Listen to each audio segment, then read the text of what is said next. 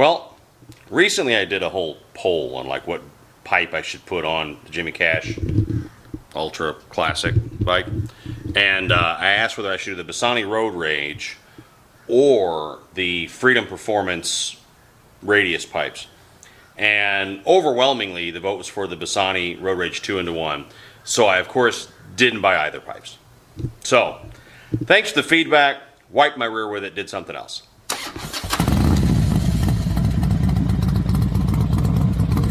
Not really. I really appreciate the feedback. There's a lot of good comments on there and stuff. But really the reason why it came down to those two is Freedom. I had Freedoms on my Indian. I thought it was a well-made pipe. What's up with all the birds? Is the world ending and no one has told me? There's flocks of something. Okay, Alfred Hitchcock, here it comes. Just so you know what I'm talking about. This here, look. I mean, like, I'm not even kidding. They're here to kill us all. So the Bassani Road Rage is a good price for what it was, like $700 and some dollars. The Freedoms were good looking, but I've had a lot of Radius pipes, so I really wanted another 2-in-1 turnout. Blah blah blah. Some of you saying, why not a D&D or why not this? Remember, I have the stretch bags with no cutouts, so I needed a shorty turnout, and that's kind of the look I wanted for this bike. So that's why it had to be a shorty turnout or a Radius pipe or something that wasn't going to be a problem with the no holes in the rear. What I ended up doing, one of the pipes I'd always wanted actually was Cobra's new 2-in-1 turnout. The reason why I didn't is it was a bit pricey. And then I was just shopping around one day and I got an email blindly from Dennis Kirk, which I normally buy everything from J&P and Revzilla. No reason, I just always have. And I get this email from Dennis Kirk saying, Cobra specials, and I just happened to check it. And I'll have to check the receipt, but I paid less than $700 for this pipe for a retail of like $1,000. So that's what we're doing. We're pulling off the Grafeo that roasts my leg. Great pipe, great sounding pipe, great looking pipe. It's just not practical for riding long distance or at all for any like distance because the heat is just going to burn your flesh off. And as one viewer said, when you get after a long ride, you get off and your right leg smells like carnitas. So we're going to be switching that out because this has heat shields. This is a weird video because I literally am standing in my garage after driving 3 hours home from Disney. So yeah, that's in the driveway because I have the best wife on the planet. She was like, you need to go to the Leesburg Rally. So we just got home from Disney with the little one for her birthday trip. And I have to swap this pipe, unload my golf cart, load this in there because on Friday it looks like I'll be heading to the Leesburg Rally and staying at the Windy Acres campground. That's the plan. We'll see what happens, but under some pressure. So let's get at it. Definitely one thing I would say about these 2-in-1s, hell of a lot easier to get off, right? Because I mean, there's a mounting bracket here with a single bolt, nut and bolt that goes to that arm there. And then it's just a little tappy with a rubber mallet. There comes off the end, right? Then I just got the 2 1/2-inch flange nuts on either one. I've already undid the O2 sensors. Black is back, gray is front. Black is back. Anyway, and then the new pipe sort of follows that, I believe, instead of this kind of design. So we'll see when we put it all on there, but could be famous last words, but I feel like it's not going to be that painful of a job to switch these out. Again, I'm an idiot, so we'll see if this goes well or not. But so no more Grafeo, no more stainless steel, no more burns on my right calf in a minute anyway. So something that, let me flip this around. Something that is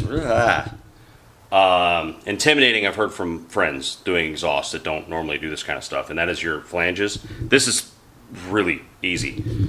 So essentially this little spring-loaded clip keeps this flange on the pipe, and it's really normal when you buy a new pipe that you reuse your original flanges. This is just sits over that, and this spring kind of guy just pops over there and it keeps it from sliding off. This is way easier than you think it's going to be. You just take a standard screwdriver and pop that one edge off and then work it all the way around the pipe, and then pow, it's going to come off. And then getting it on, I can't do it with one hand. It's just a reverse. So I've had friends like, I can't get the flanges, or they were either that or they're kind of nervous about it. And it's really easy, but it's just intimidating at first if you've never done exhaust before. This pops right off. the flange. Pay attention to which way it went on. You see there's a recess in there. This little spring guy, the retainer ring, sits in that opening, so make sure you put them on in the right direction.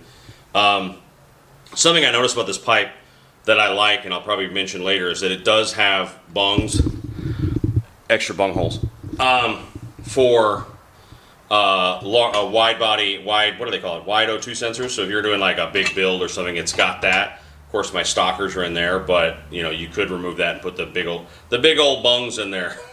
Sorry, remove the bung plug and put the larger O2 sensors on there if you're doing a big build. This pipe already has both of those in there, so so far I'm liking it. I mean, the quality's good.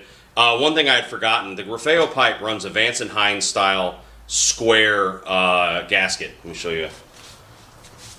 So as you can see, it's just a square gasket. It's not conical or anything like that. And I already put the new gaskets in, so I can't show you, but it's just like a flat gasket.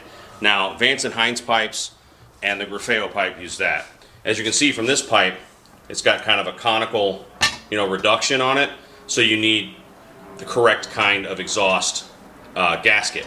Now, this is easy because this is the same as stock.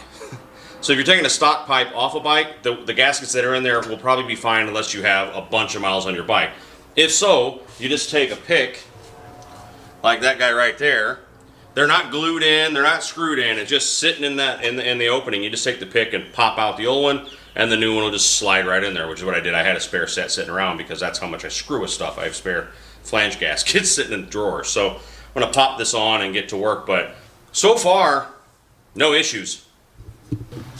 All right, sorry I didn't do a step-by-step because you don't need a step-by-step.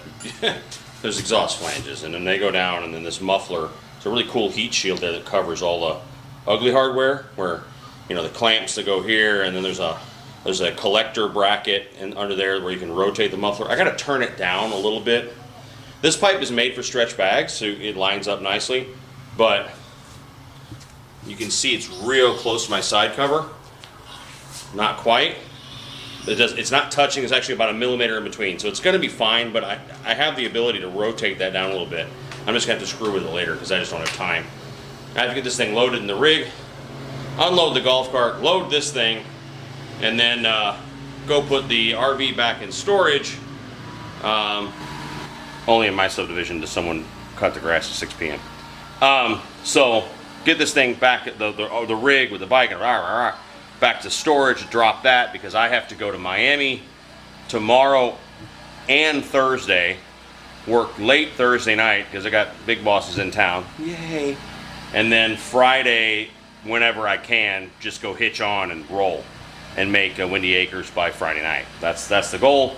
Then we'll do the live stream Friday night from the rig. I don't know if the miss will be there or not.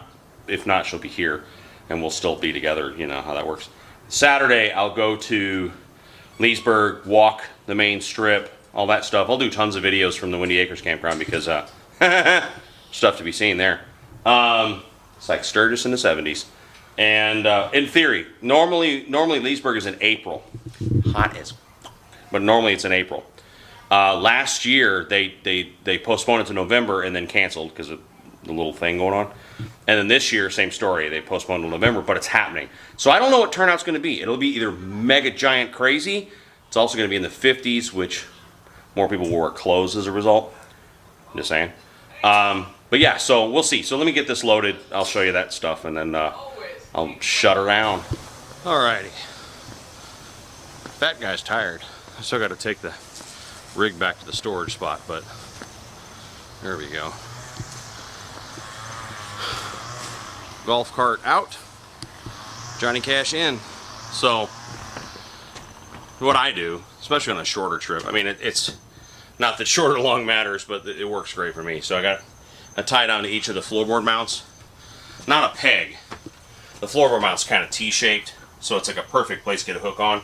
Nowhere near a pipe or a bag or anything, so it's safe. And then I didn't use soft ties this time. I don't know.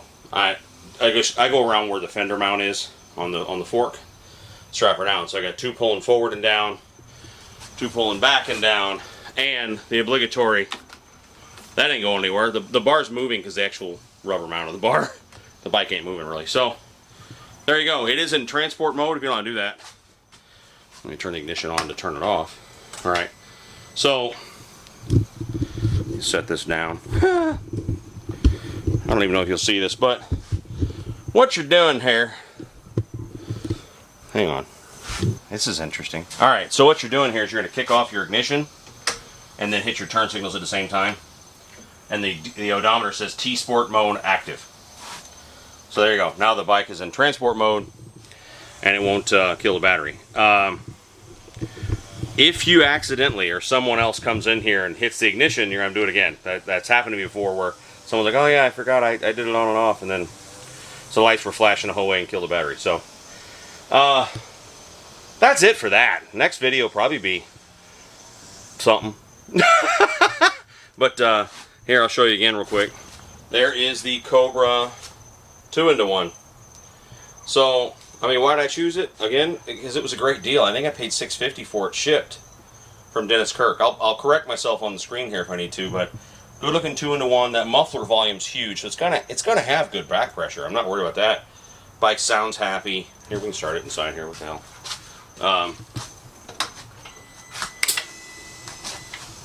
I didn't do that. I'm sorry. Still gotta make sure I do that. What the hell? Oh, it's in gear. Give me a second. All right, now it's not in gear. It's supposed to be in gear when you're traveling. All right, try that again.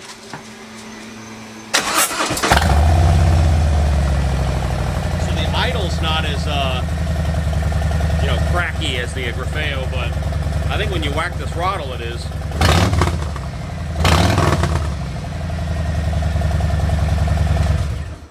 And we'll get some ride videos and stuff. We'll of course get ride videos and such, but there she is. That's you'll hear it more on the road and stuff when I'm up there at Leesburg and this, that, and the other. And I'll give it a long-term review. But quality was really good. I like the way the hardware was done. I like the way it clamps on. Plenty of exhaust shields that were long enough to where you could actually mate them up. Some of you don't have done this before, know what I'm talking about. Exhaust shields are like women. Can't live with them. Can't live without them. So you need them. So just to keep burning your legs, and it's got that. So I'm exhausted. I got to shut her down. We'll talk real soon. Take care of each other out there. Bye.